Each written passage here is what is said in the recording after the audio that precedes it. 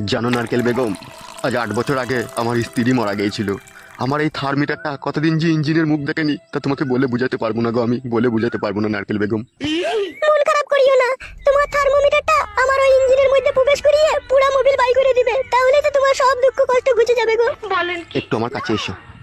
আহ, লাগছে নাকি? না না, তাই আমার লাগে।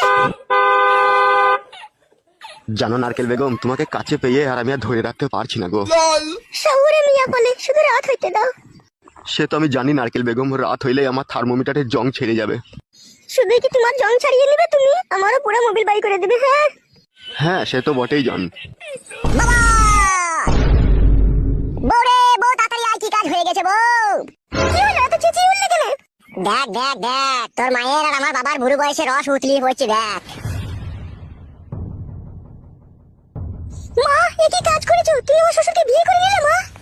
আমার কোনো দোষ নেই রে মা, তোর শ্বশুরই আমাকে বিয়ে করলো। বাবা, আপনিও এই কাজ করলেন? ছি ছি ছি ছি ছি। বাবা নয়, ও শালো বাবার নামে কলঙ্ক। ও মির্জাফর, মির্জাফরের পরিচয় দিল একদম। মির্জাফর, আবার ওইদিকে মুখ লুকাচ্ছিস কেন রে মির্জাফর? মির্জাফর, আমাদের 5,000 টাকা দিয়ে শপিং করতে পাঠিয়ে দিয়ে এই কুকাজ করে ফেললি মির্জাফর।